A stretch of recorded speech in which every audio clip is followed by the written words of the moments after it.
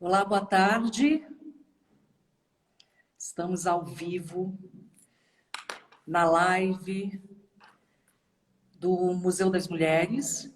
É uma programação do orgulho das LGBTQIAP+. Hoje nós temos uma programação do Núcleo Arte e Protagonismo do Museu, que tem seu programa educativo voltado para as mulheres. E daqui a pouquinho nós temos aí a presença da Ana Caroline Brito, que é a nossa convidada especial, cineasta, que vai falar um pouquinho do cinema negro brasileiro. Ela está tentando entrar aqui, vamos ver. Recebendo um oi aqui do pessoal. Mais um pouquinho e a Ana consegue entrar.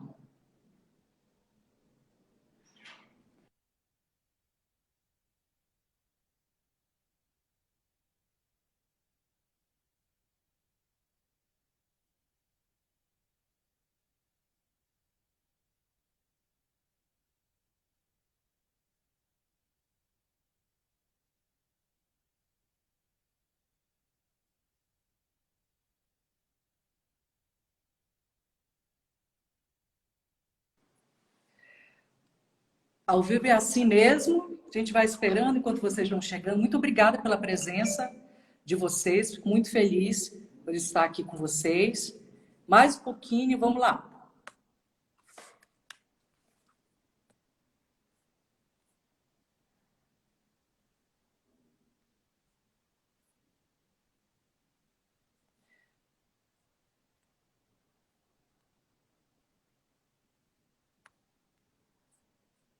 Ana, cadê você? O programa educativo do Museu das Mulheres tem 3 núcleos. Hoje é uma atividade no núcleo Arte e Protagonismo. E a gente tem como convidado especial que vai falar sobre cinema negro, feminino, LGBT, QIAP+, que é a Ana Caroline Brito, que tem o nome artístico de Ana Pônei. Ana, eu peço para você, então, pedir para participar da live. Eu te mandei o convite, você não está conseguindo entrar. Então, pede para participar.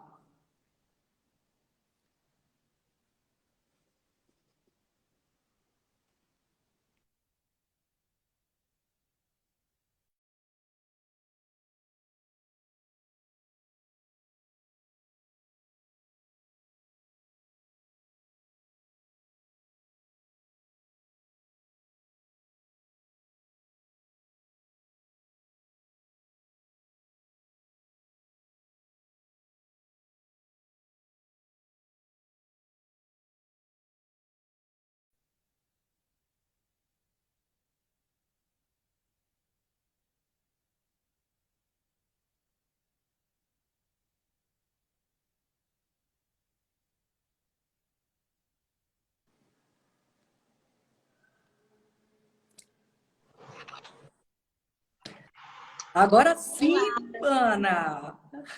Que ansiedade para te encontrar, menina! Instagram danado, né?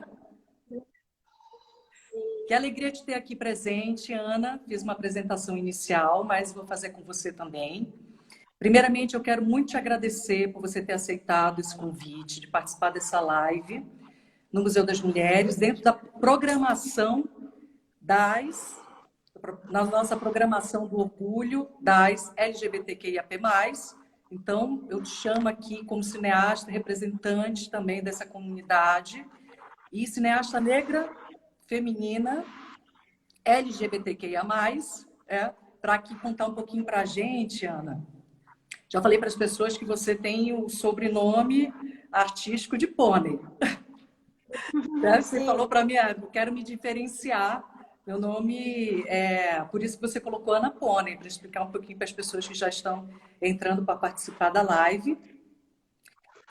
Então, Ana, você vem aqui como representante do cinema negro feminino brasiliense, com toda essa potência, trazendo essa nova produção cinematográfica, trazendo mulheres protagonistas negras em seus filmes, também tratando sobre diversos outros assuntos, dentro do conjunto das narrativas que você escolheu. A gente vai caminhar aqui de forma muito livre nessa live, conforme o assunto fosse desenvolvendo também. Queria muito que você falasse sobre a tua participação aqui no Movie Elas, que é um coletivo de mulheres do som e da imagem do audiovisual do DF. Vou deixar a palavra com você para sua apresentação e continuação. Tá bom. Oi, gente, todo mundo que está assistindo. Oi, Cícero. Boa tarde. Primeiro eu queria agradecer pelo convite, muito bom estar aqui, trocar essa ideia. Como você já falou, esse Ana Pônei é um nome que veio dentro da comunidade Ballroom, que é do Vogue, a dança, né? Que é uma comunidade LGBT. E negra também, da dança, e lá acaba que a gente ganha outros nomes, e aí o meu é Pônei, e eu gostei, né? Tipo, são muitas Anas no mundo, Ana Pônei só tem eu. É um batismo, então, né? É um batismo. Sim. Meu trabalho é com cinema audiovisual desde 2016, que foi a época que eu entrei na faculdade. Mas só a partir de 2018 que eu fui fazer uma matéria que se chama Etnovis, Etnologia Visual do Negro, lá no UNB, com a professora Edileuza Pena de Souza, que eu comecei a realmente estudar e trabalhar com cinema negro, assim, especificamente. Porque dentro da faculdade a gente não tinha nenhuma referência. E aí eu precisei sair da minha faculdade para buscar outros olhares, né? Que eu me visse, me enxergasse, me identificasse mais. Outras narrativas.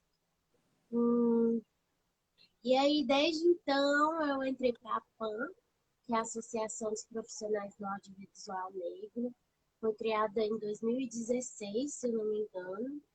E tem gente pelo Brasil inteiro que trabalha em todas as áreas do audiovisual, desde atuação, direção, roteiro, as partes mais técnicas, né? Sou parte do Movie Elas, que é o coletivo das mulheres da imagem, do som, né? Que foi criado também para buscar mais lugares de inserção dessas mulheres, né? O cinema é muito masculino. Então, assim, a gente se reúne para juntas produzir, para a gente reivindicar esses lugares. Que é difícil, somos poucas, mas a gente precisa estar junto, né, para se fortalecer. Esses dois coletivos entram muito nesse lugar. E não sei se você tinha me perguntado outra coisa, não.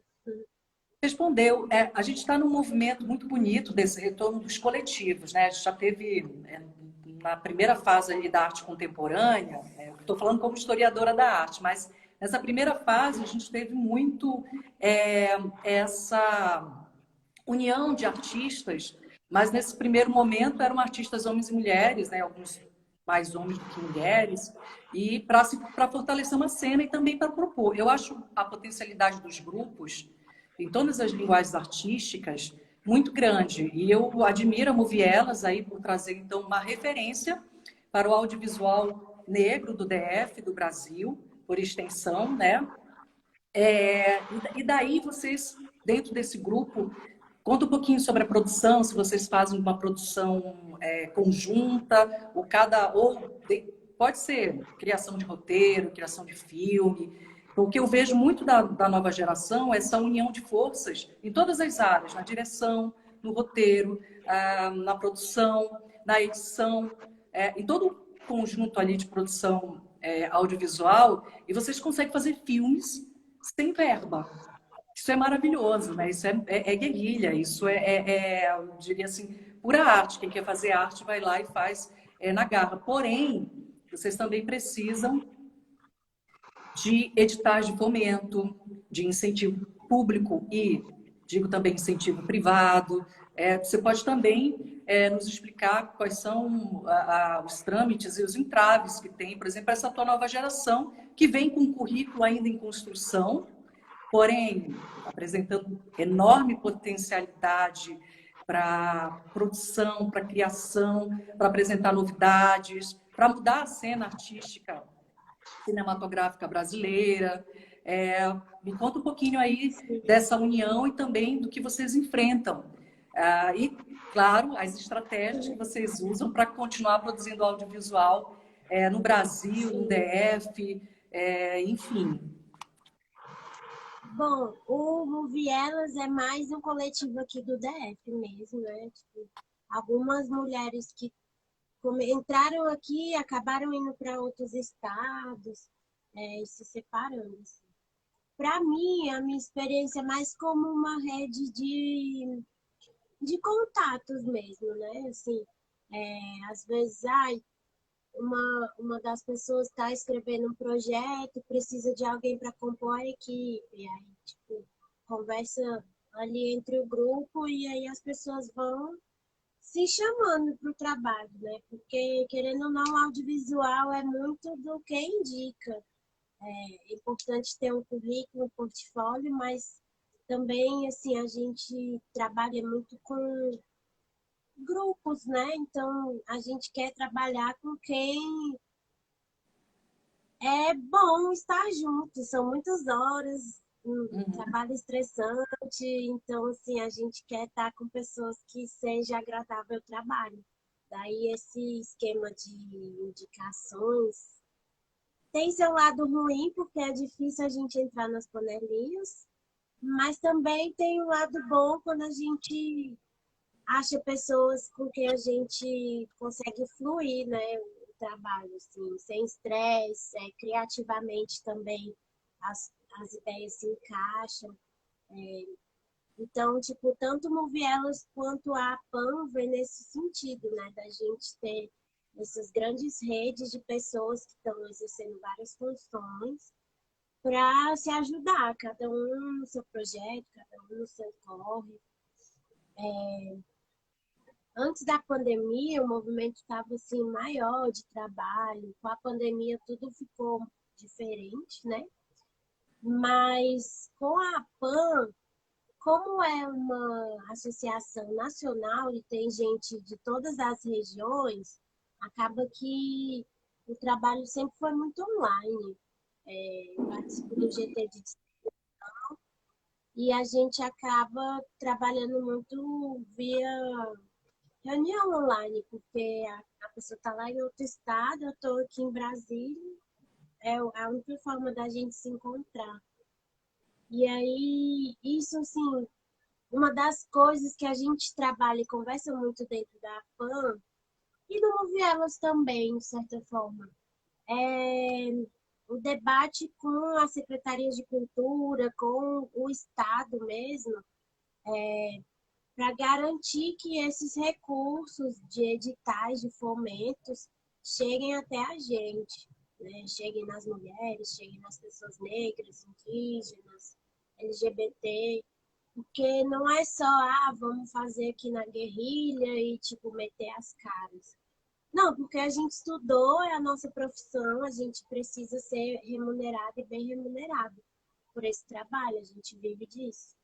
E fora isso, pelas questões sociais, né? Tipo, geração de renda, de emprego, garantir que as pessoas tenham que comer, tenham de morar.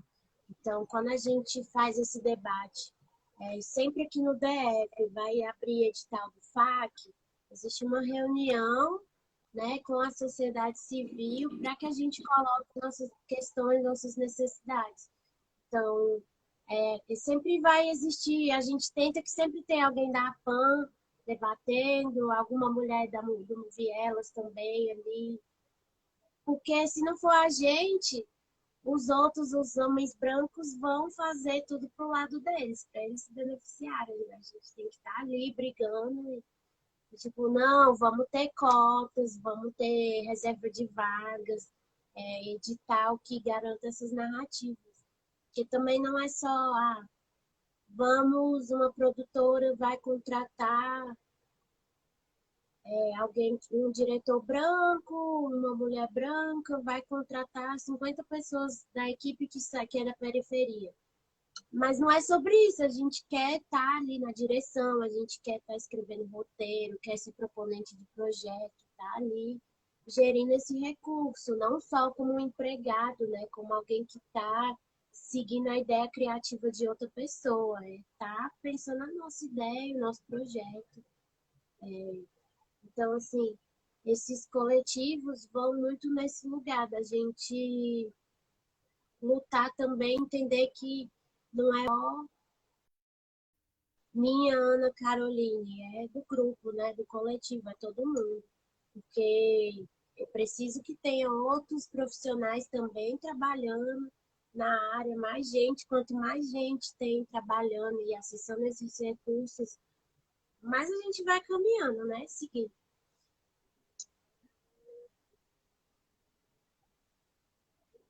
Ficou mudo. Não estou te escutando.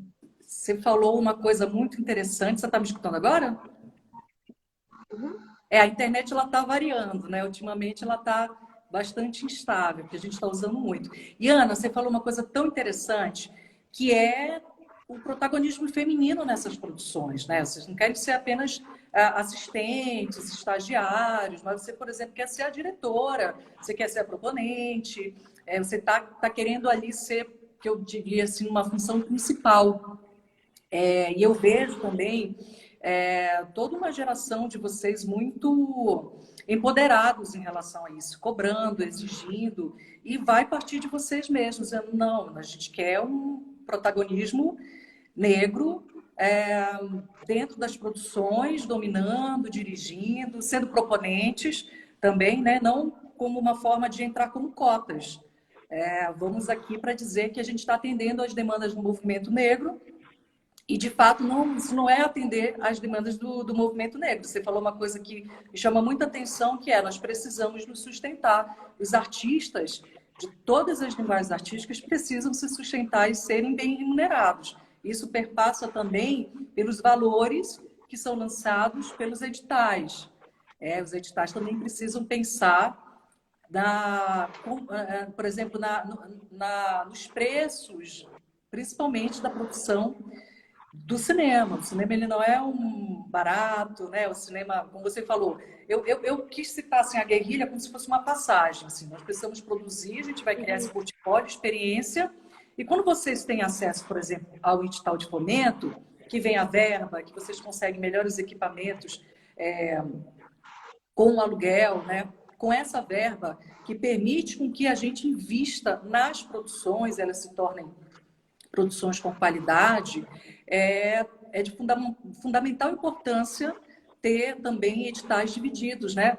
Editais para a comunidade LGBTQIAP+, editais para mulheres negras, editais, por exemplo, para as indígenas, e dividir isso entre as pessoas brancas, né? E principalmente favorecidas dentro do universo da produção artística. Favorecidas porque vem há muito tempo ganhando editais, há muito tempo dominando a cena.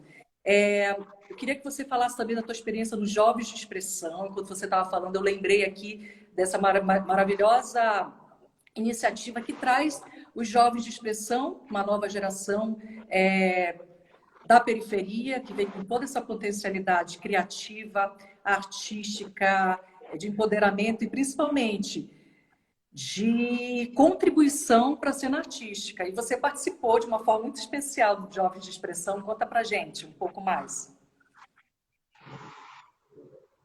E essa questão de ser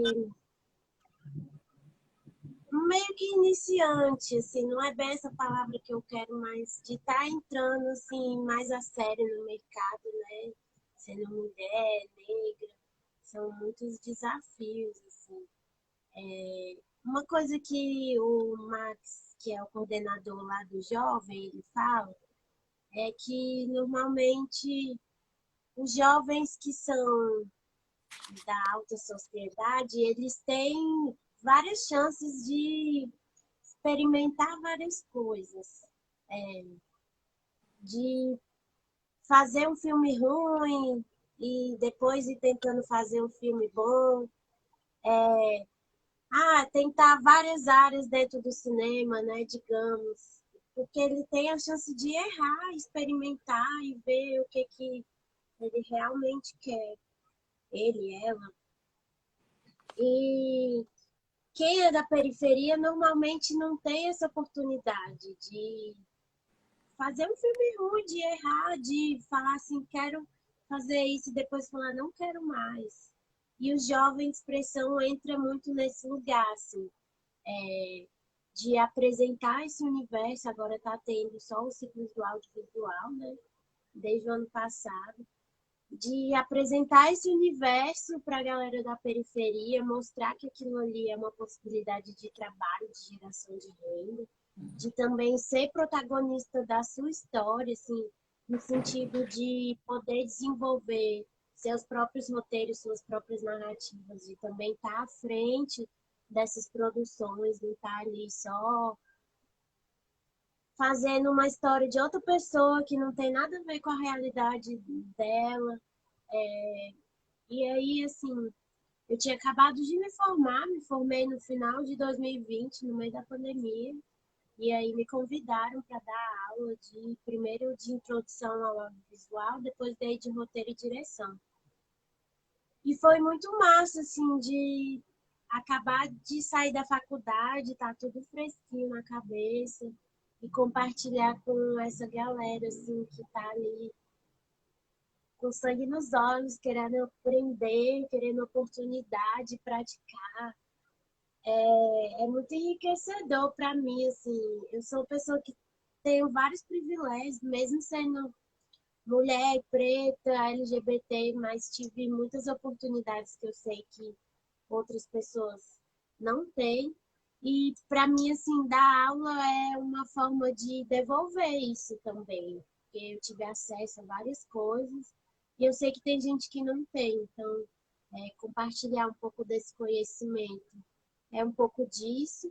E eu acabo aprendendo muito, assim, eu tenho que estudar muito para dar aula, então essa preparação para estar na sala de aula é bem intensa. E assim também, a gente tem muitos professores que estão acostumados com outro tipo de cinema, assim, a gente às vezes estuda muito o cinema que é superproduções, Hollywood e tal, que não é a nossa realidade, né?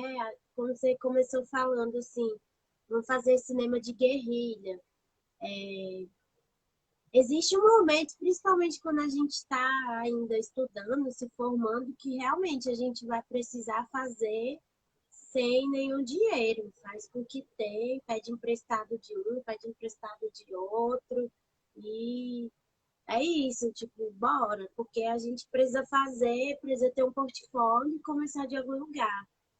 Então, assim, esse início acaba sendo muito nessa guerrilha, mas vai chegando um ponto que a gente precisa realmente do recurso, porque as produções vão ficando mais elaboradas, né? A gente quer fazer coisas um pouco mais complexas.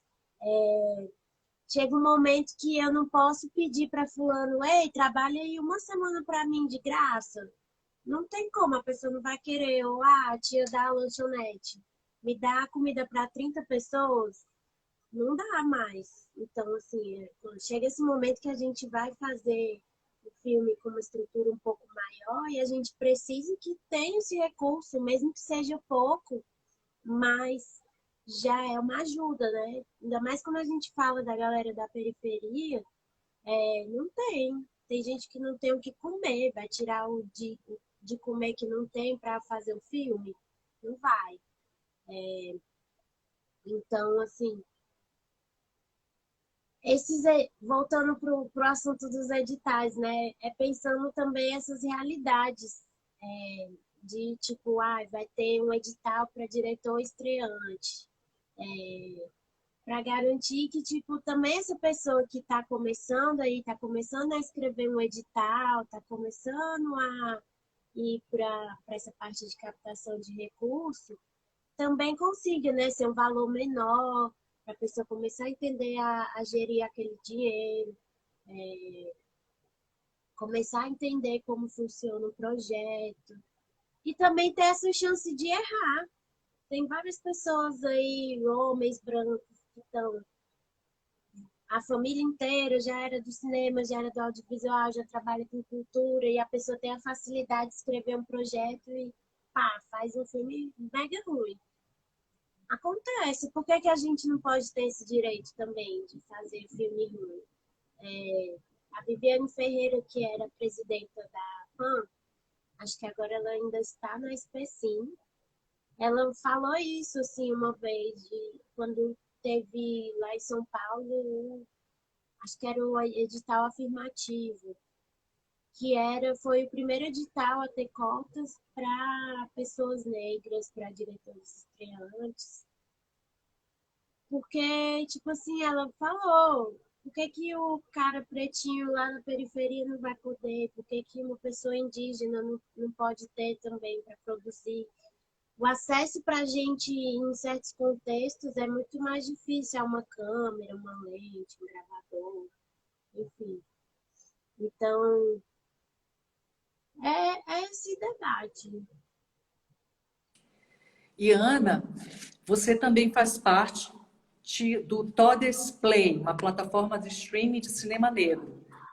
Vocês fazem uma distribuição aí nacional e internacional. Conta pra gente mais sobre essa iniciativa. Eu achei maravilhosa também e eu achei revolucionária ter um stream só para mim. Sim, eu amo, amo, amo meu trabalho com a Todes Play. Me sinto assim, muito feliz de poder trabalhar com a Todes. Todes Play é uma plataforma de streaming que foi criada em 2020 pela PAN, no meio da pandemia. E eu fui parar na Todes porque eu faço parte do GT de distribuição, né? A gente já trabalhava catalogando os filmes dos associados do Brasil inteiro. E a gente começou com essa curadoria de filmes que eram de associados da PAN. Lá também é uma plataforma que tem espaço para festivais. Então, assim, no auge da pandemia, estava todo mundo fazendo tudo online, né? Porque não podia fazer presencial.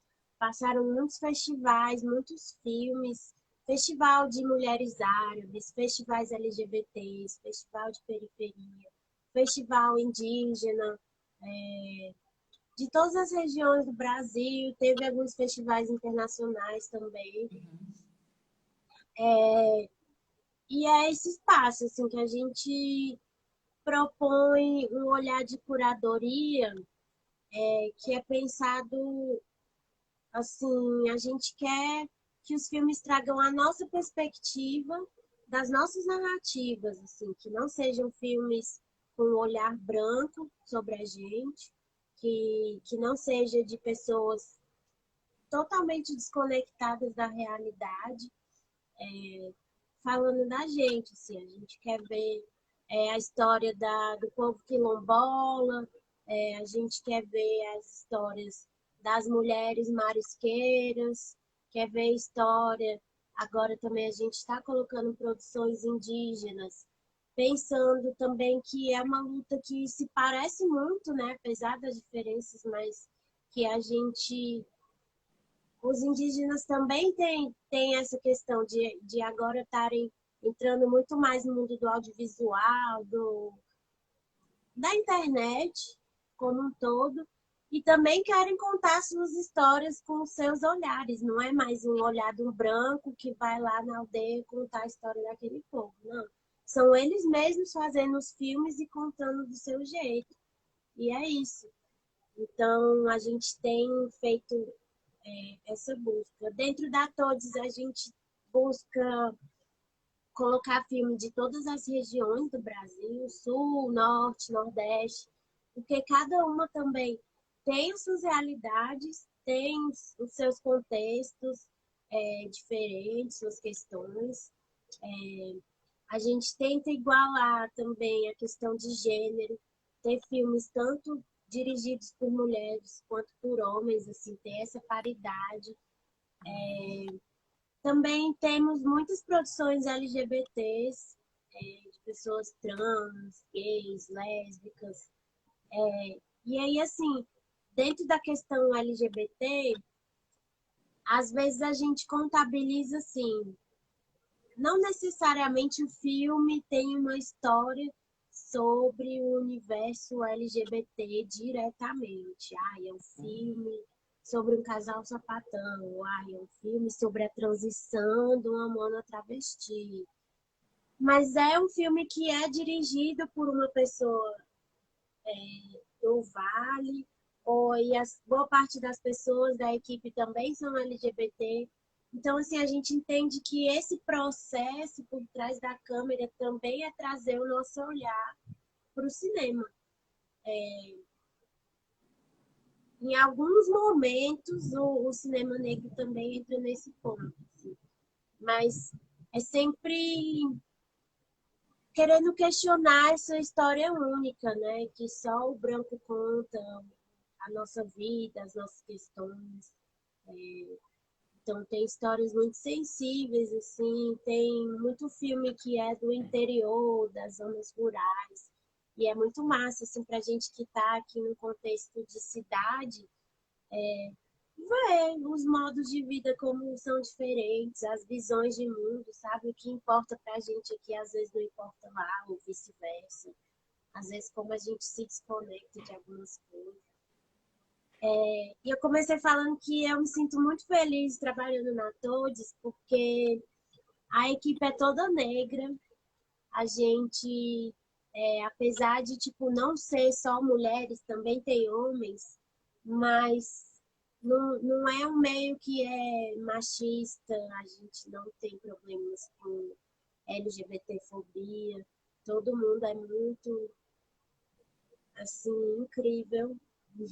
E é isso, assim, é uma amizade à distância, porque até hoje eu não conheci vários dos meus colegas da minha equipe, porque tá cada um num lugar. Eu estou aqui em Brasília, minha chefe está em São Paulo, aí tem gente em Belém, no Ceará, estamos espalhados por aí.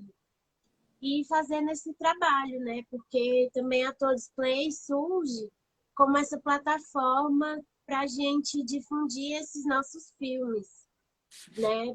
Porque a maioria é curta-metragem. A gente sabe que o nosso acesso não só ao recurso para produzir o filme é difícil, mas também o acesso à formação em audiovisual. Ela é muito cara, ela é longa, né? Tipo, não é uma oficina de 3 meses que a pessoa vai estar ali profissional. Eu passei 5 anos na faculdade e ainda estou com muita coisa para aprender sobre. Então, as pessoas estão começando a ter acesso, está tendo cada vez mais oficinas, mais cursos profissionalizantes. Aí a galera começa a produzir no curta-metragem, que é mais barato, mais fácil. Esses filmes rodam festivais, mas depois acabava que não tem muito para onde ir, né? Vai para o YouTube e se perde ali. Então, a Todes vem também para juntar, assim, ter um lugar só. Você vai entrar, vai ter vários filmes de vários gêneros, vários formatos, várias linguagens. Ali no lugar, você sabe que tem um olhar de curadoria, que não vai ter nenhum filme com preconceito, não vai ter nenhuma história assim, que é problemática para nenhuma questão. E é isso, assim. E fora isso também porque a gente remunera os, os diretores, produtores que têm filme dentro da plataforma, né? Porque algumas plataformas que tem, você não recebe para ter o seu filme ali. No YouTube, para conseguir uma remuneração, tem que ter muitos seguidores. E a ideia de estar ali com a gente é ter um ganho financeiro também, né? aquilo que eu comecei falando. É importante que o recurso entre para a gente, né? E aí no cinema é isso, a gente às vezes recebe para desenvolver um projeto ou recebe para produzir o filme depois de pronto. Ele também tem uma vida comercial possível, que pode trazer um retorno financeiro. E a Nossa, Play veio como uma alternativa muito feliz para remuneração. Eu deixei no feed, anunciando então essa live com vocês, deixei lá o Instagram da Display, da Movielas, tem também da Pônei, quem quiser segui-la, conhecer sua produção. E esses lugares são fundamentais, porque essas grandes redes sociais têm por exemplo, o YouTube, 4.000 horas, né, de produção, de vídeos, como você falou, de seguidores, né, para conseguir isso é muito trabalho gratuito, né, para você conseguir uma remuneração depois e até se pensa se essa remuneração chega mesmo, porque se você diluir as 4.000 horas mais as horas que você está remunerada, sai muito pouco, fazendo esse cálculo de uma forma mais precisa.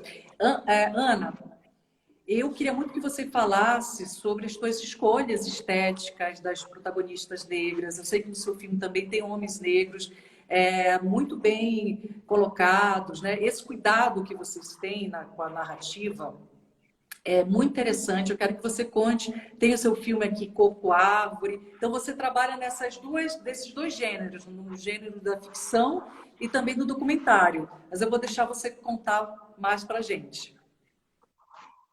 tá bom. O Corpo Árvore foi um filme que eu fiz nessa disciplina de cinema negro, como trabalho de conclusão de curso não, na matéria, né? E aí eu fiz com o Rodrigo, que era meu colega de turma, ele é da Artes Cênicas, e ele é gay. E a Pietra, que é uma amiga nossa, travesti, maravilhosa. Foi um filme que o processo de se fazer, ele mudou tudo para mim, assim, a forma como eu vejo o cinema mesmo. Porque quando a gente estuda é muito separado o que é o documentário do que é a ficção. Como se o documentário fosse ali, captar a realidade sem nenhuma interferência no que é aquilo. Assim. Meio que essa visão científica de que a gente não se mistura com a realidade, tem que só observar ela ali para fazer a minha pesquisa. E a ficção como se fosse essa coisa completamente imaginada aqui na minha cabeça, que não tem, pode até ter uma relação com a realidade, mas é algo totalmente à parte.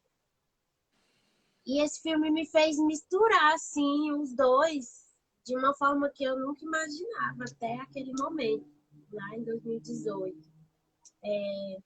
Quando a gente foi escrever o roteiro dele,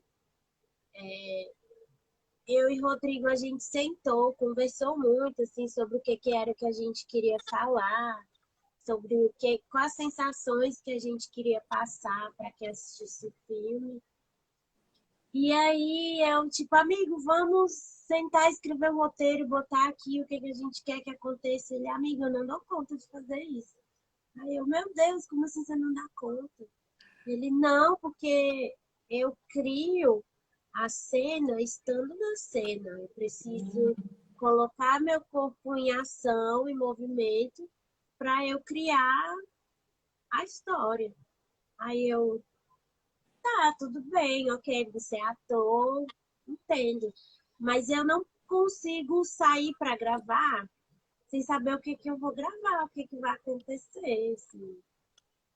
Tipo, meu Deus, meu cérebro, assim, tipo, como assim? Como é que eu vou gravar? Aí a gente conversou mais e a gente saiu com alguns blocos, assim, de história que a gente queria contar. Que era um pouco uma conversa, assim, com Mãe África, como se a gente fosse esses filhos em diáspora, querendo conversar com esse continente, assim, que a gente deixou esse território que ficou para trás. E ele tinha uma imagem muito nítida, assim, dele querer um pé saindo da terra, como se fosse essa árvore se descolando.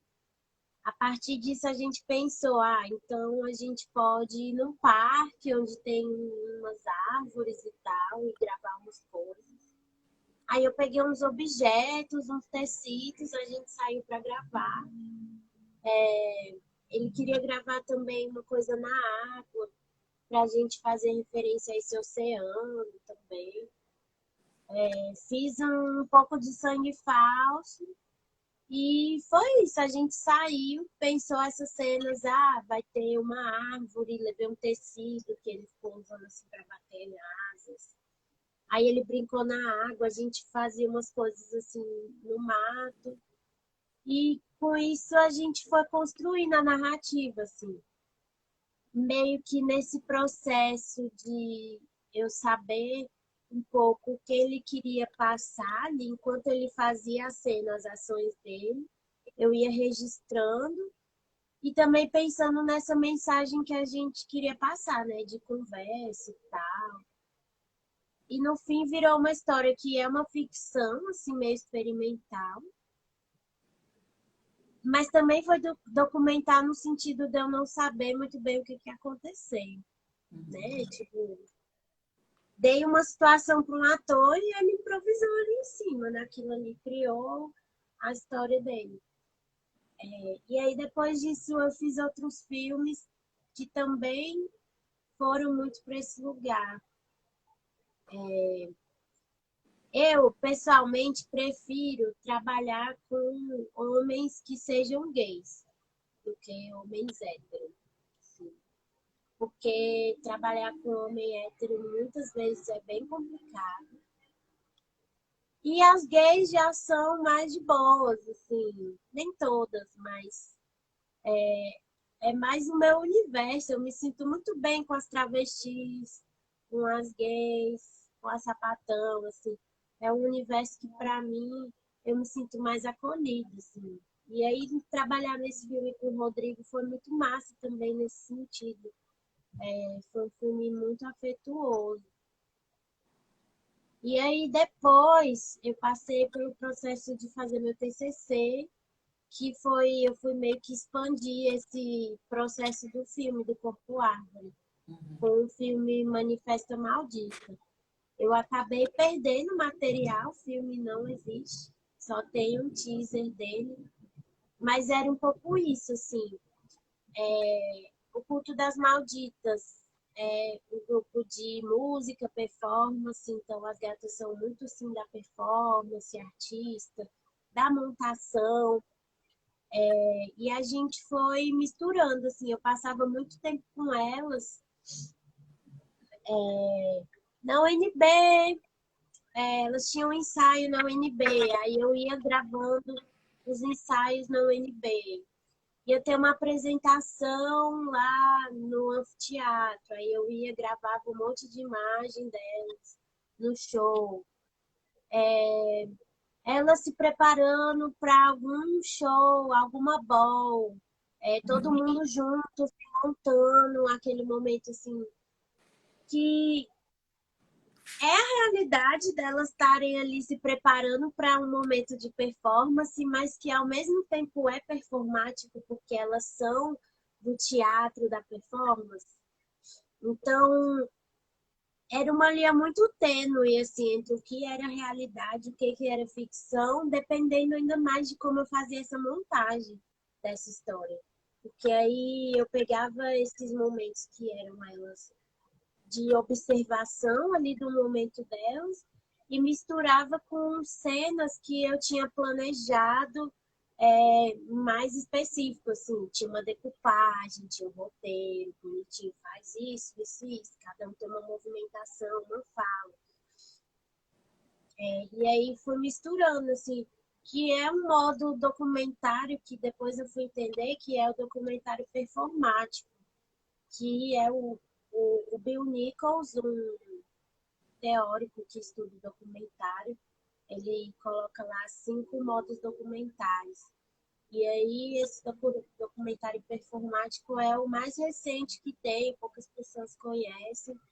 E ele surge também com as gays LGBTs lá nos Estados Unidos, que estão querendo ser protagonistas das suas histórias, né? O documentário ele tem muito na sua história, o cinema acho que como um todo, mas o documentário mais especificamente, de ser esses homens brancos, europeus, que estão saindo lá da Europa com seus instrumentos caros, lá, pensa lá, 1920, mais ou menos, que é bem a época do neocolonialismo. Eles estão saindo ali dos seus impérios para conhecer as colônias do país e pegar o máximo de informação sobre aquelas populações que eles estão visitando e levar de volta.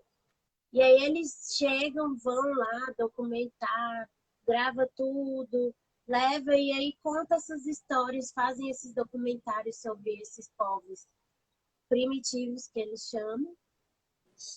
E, tipo, é isso, o documentário vai se desenvolvendo a partir desse olhar, né? Que é muito branco, muito masculino. E o documentário performático, que já é esse último modo, ele inverte essa relação. Não, eu vou falar de mim mesmo, eu vou falar da minha comunidade, vou trazer um toque poético em cima disso, vou trazer uma mistura na montagem desse material. Muito como se fosse colagens, muitas imagens diferentes, muitas narrativas, sem precisar necessariamente o áudio ser a mesma coisa que está na imagem, né? Tipo, poder trazer essa poesia da linguagem, descolando um pouco, brincando entre o que eu estou contando com imagem e o que eu estou contando com som. E aí deixar essa história mais assim, elaborada.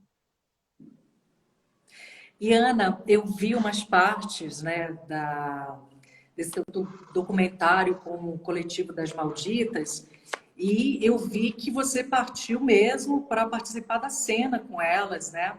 Tem um trailer disponível e tem algumas imagens. E para mim ficou registrado aí, sem dúvida alguma, a esse momento tão importante que a gente teve, então, com esse coletivo, que é um coletivo. Eu queria que você falasse um pouquinho do coletivo, você falou direto do cinema, mas do documentário que se perdeu, serve de lição, né? Eu já perdi material também, mas perdeu o material, mas não perdeu o que você tem em mente sobre essa construção narrativa. Você terá outras oportunidades, sem dúvida alguma, de novamente filmar outros coletivos, né?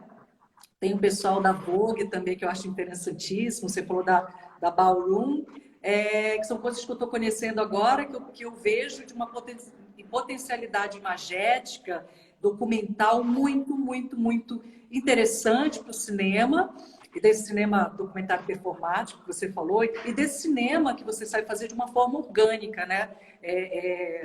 Trocando energia com as pessoas que estão contribuindo com a filmagem, ou sendo artista, ou seja, sendo a própria equipe, tá? Era uma forma até muito mais democrática de trabalhar com outra pessoa, respeitando a criatividade da outra pessoa. Mas o culto das malditas, que me chama muita atenção, né? Eu quero que você fale, não vou falar, senão eu acho que você vai falar por dentro, porque você conheceu, conviveu, ainda convive com elas, e ficou, para finalizar, ficou esse filme na sua cabeça. Ele ainda está aí. Ele não se plasmou em um novo filme, mas eu tenho certeza, como você é artista, né, cineasta, ele está sendo trabalhado numa próxima produção e vai sair uma coisa muito interessante. Então, conta pra gente como foi esse convívio com As Malditas. Eu conheço As Malditas, assim, desde 2017, por aí. Final de 2016 para 2017. Conheci algumas delas. Na época que eu as conheci, eram 12 malditas. Que surgiu como um coletivo em 2016. Não, eu conheci elas em 2016. que foi quando teve a ocupação da Funarte, que o Temer assumiu, queria fechar o Ministério da Cultura e aí pelo Brasil inteiro teve as ocupações da Funarte, com artistas e tal. E aí sempre aqui na Funarte estava tendo alguma atividade. Eu ia para lá, assim, passava um dia e acabei conhecendo elas. Na época, a, a maioria não se identificava como travesti, elas se identificavam como drag queen, passando ainda por um outro processo, assim, e a gente foi se aproximando, assim, aos poucos. Elas sempre tiveram muito uma coisa, assim, bem afrontosa, bem tipo, vamos pra cima mesmo do patriarcado, desses machos escroto, e dedo no cru e gritaria. E eu me identifiquei muito assim com elas, com essa arte que elas faziam de enfrentamento assim, a tudo, sem ligar para muita coisa. Aí, com o tempo, a gente acabou se aproximando mais lá na UNB, algumas delas são da UNB. E a época que aconteceu da gente ficar mais próxima foi quando eu entrei para o Vogue. E o Vogue mudou minha vida, assim, também. Isso em 2018, foi um ano que divisor de águas, assim, na minha vida toda, porque foi o momento que eu conheci Edileuza, quando eu conheci a PAN, quando eu conheci a Ballroom, que são esses espaços majoritariamente negros. E me aquilombei, assim, estive entre pessoas que estão ali com as mesmas referências, com os mesmos objetivos, me sentindo muito acolhida.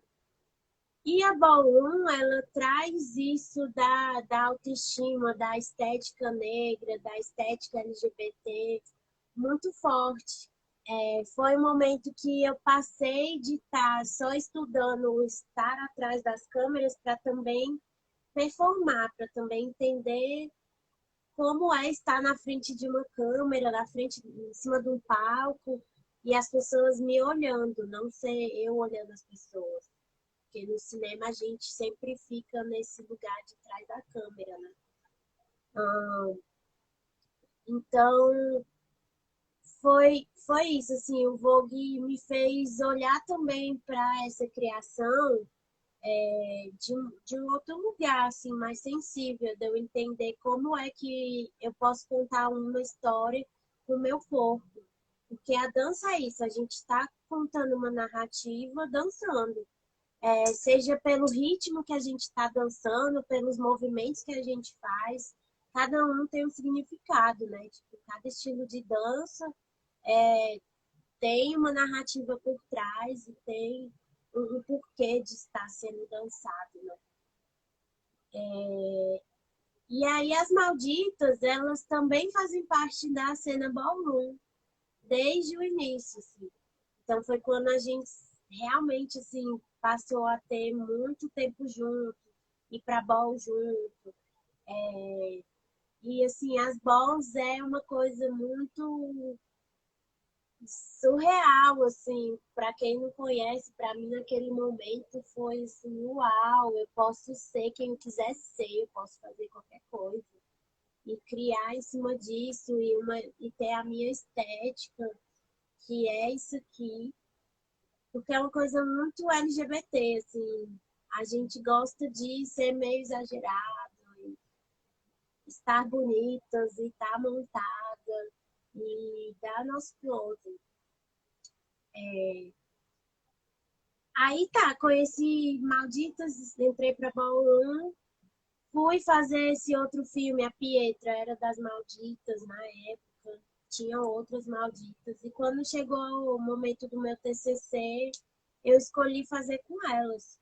Porque até a pesquisa acadêmica delas, a vivência, era o que eu estava querendo fazer, assim, de como a gente pode usar essas artes para a gente destruir o sistema, destruir todo essa visão de mundo e também construir uma nova, porque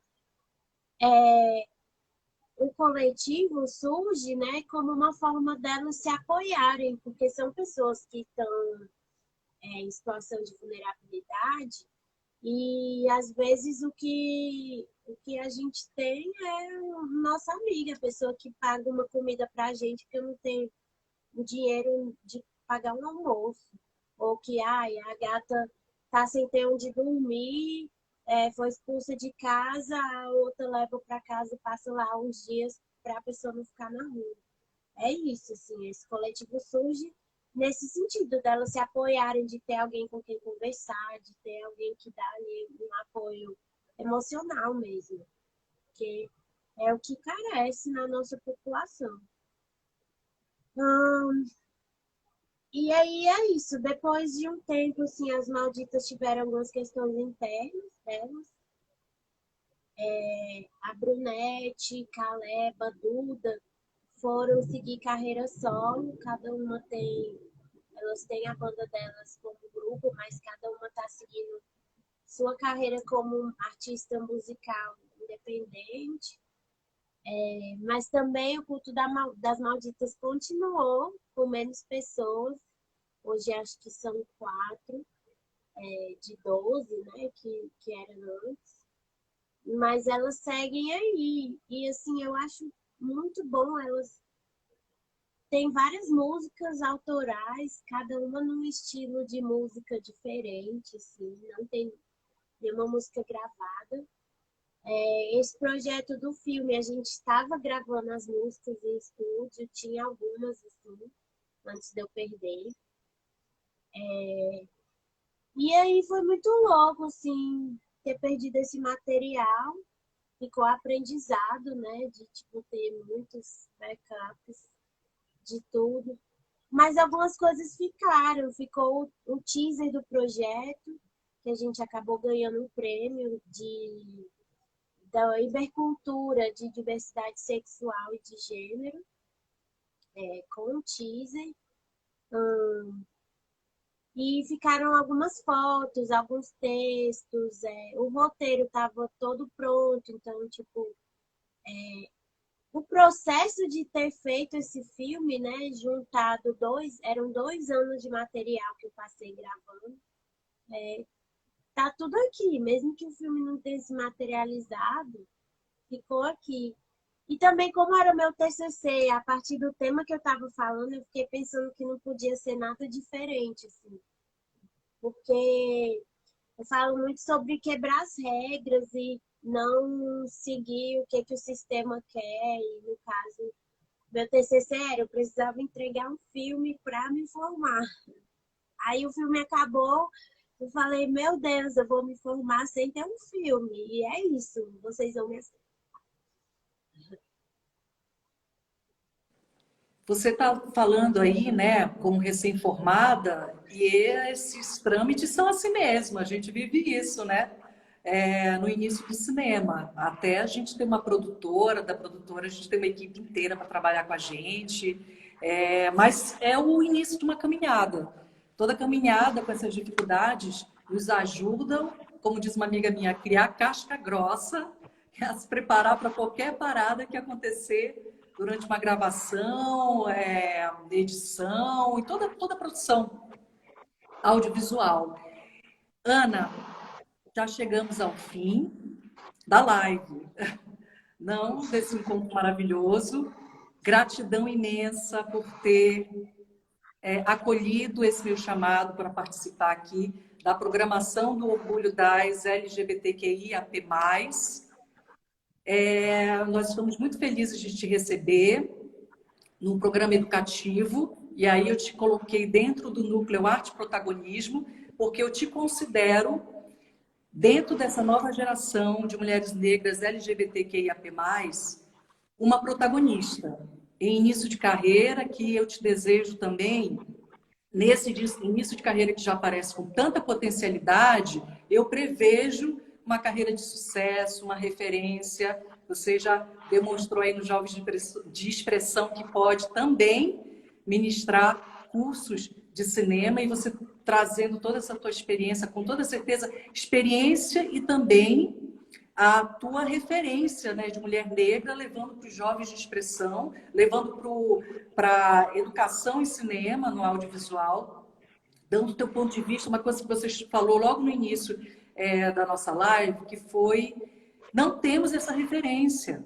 A gente sabe que a academia está fazendo essa sua revisão, a revisão vai levar alguns anos, porque a gente precisa, sim, de mulheres e homens negros sendo incluídos também nos livros que são recomendados como bibliografia básica de um curso de graduação de cinema, de mídias digitais, seja lá onde for, né? Falta muita coisa, a construção dessa nova bibliografia e a desconstrução do que estava lá atrás é responsabilidade de vocês, né? Já não é mais nem da minha geração, mas é a geração de vocês que vão aí mostrar por que vocês vieram. E principalmente, que eu acredito muito, vocês vão trazer esse novo cinema, fixar esse novo cinema brasileiro e mostrar a potencialidade que as outras gerações não mostraram, né? Mas não esquecendo que também nós tivemos mulheres negras no cinema brasileiro, né? Que estão sendo reconhecidas agora. Você esteve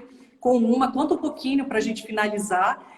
Vou deixar com as suas palavras para você contar dos jovens de expressão, que eu fico com vontade de falar, mas eu sei que jovens de expressão fez uma homenagem para uma cineasta negra admirável e trazendo também, dizendo, olha, cinema negro feminino tem suas referências, tem suas potencialidades, vamos conhecer e vamos também tê-las como referência. E eu te deixo, então, para você falar dessa cineasta negra, que é a nossa referência do cinema nacional feminino, e eu já te passo para as palavras finais, é com você. Ai, bom, para finalizar, assim, queria falar um pouco. Quando eu fui buscar a matéria de cinema negro, foi justamente porque eu ficava assim, gente, mas aqui ninguém me traz nenhuma referência de diretor, de autor que está falando de cinema, que seja uma pessoa negra. Assim, a luta para trazer algumas mulheres diretoras, mulheres que sejam autoras dentro da academia já é grande. Mas quando eu comecei a reivindicar assim, dos professores, me traga referências negras, foi muito mais difícil. E eu ficava pensando assim, tipo, meu Deus, será que ninguém produziu isso? Ninguém falou disso? Não é possível. Eu não sou, sou nova, eu não vou ser a primeira. Alguém com certeza veio antes e abriu esse caminho para que eu pudesse estar aqui hoje. Eu não sou a primeira. E aí eu fiquei pensando muito nisso, assim. Aí, em Etnovis, eu tive acesso a pesquisadores, pesquisadoras, a essas outras cineastas do Brasil, de fora do Brasil, mas que estão fazendo cinema negro há um bom tempo. Nos Estados Unidos teve o Oscar Michaud desde 1920, que a gente nunca ouviu falar dentro da faculdade. E aí fiquei pensando como essa nossa ancestralidade é apagada, assim, para que a gente não saiba desses caminhos que foram abertos por eles para a gente não consegue acessar esses caminhos, mas eles estão aí. Se eu consigo ter algum acesso hoje, é porque eles fizeram isso, para que eu estivesse aqui hoje. E a parte eles me deixaram aqui, daqui para frente eu vou abrindo outros caminhos novos para as pessoas que vão vir depois, assim, mesmo que hoje eu estou há algum tempo aí trabalhando com cinema audiovisual, muitas portas foram abertas por pessoas que vieram antes de mim. Não são também necessariamente pessoas que já morreram. Pessoal da APAN tem um trabalho muito importante nisso. Foi por causa da briga da APAN que dentro de São Paulo e outros estados, hoje está tendo edital com reserva de vagas. Por causa deles hoje que eu consigo ter um curta-metragem todo de equipe preta para assistir. É gente que está aí há 10 anos, 20 anos, fazendo esse Uhum. corre, sabe? Então, assim, eu me perdi um pouco, mas é para trazer essa ideia de, tipo assim, tem gente que veio antes me possibilitando estar aqui e a minha missão também é continuar abrindo esses caminhos para quem está vindo depois. E para mim também, né? Porque eu sei que as coisas vão seguindo essa. Eu estava falando da cineasta negra que esteve presente como homenageada no Jovem de Expressão. Sim, a Adélia, que Adele. ela é considerada a primeira mulher negra a dirigir um longa de ficção, né, no Brasil. Apesar do filme dela não ter uma temática negra, né? É sobre um casal sapatão, branco.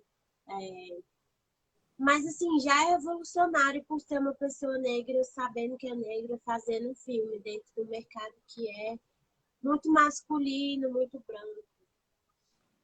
E hoje temos outras referências também, né? De outras pessoas que estão produzindo coisas muito mais engajadas. Ah, sem dúvida. Ana, últimas palavras. Você tem alguma mensagem para deixar? Ai, gente, muito obrigada apenas. E é isso, acompanhe meu trabalho, seguir meu Instagram, tem o Instagram da Todisplay, da PAN também, que vocês podem ter mais informações, mais conteúdo sobre. E é isso, só agradecer. Então, reforçando aqui a mensagem, né? Que tem a referência Instagram, de tudo que a gente comentou aqui, lá no feed que eu publiquei, anunciando a live com a Ana, que tem o sobrenome Pônei, que foi batizada, mas o nome da cineasta Ana Caroline Brito, Ana Pônei, nome artístico. Gratidão, minha querida, que ancestralidade negra maravilhosa te ilumine, te guie, te proteja e te dê muita criatividade, porque claro que nós somos influenciadas por elas e seremos sempre, como você falou, mulheres vieram antes e viraram nossas referências e serão nossas referências e assim por diante. Aproveito para dizer que esta live está sendo gravada, que ela vai ficar disponível no canal oficial do YouTube do Museu das Mulheres. Pode procurar lá, link na bio, nosso Instagram, Museu das Mulheres, _oficial, para vocês que entraram depois acompanharem do início ao fim essa live maravilhosa. Sinta-se abraçada, minha querida. Então, até a próxima e eu quero ver o seu próximo filme. Até lá. Tchau, Tchau. obrigada.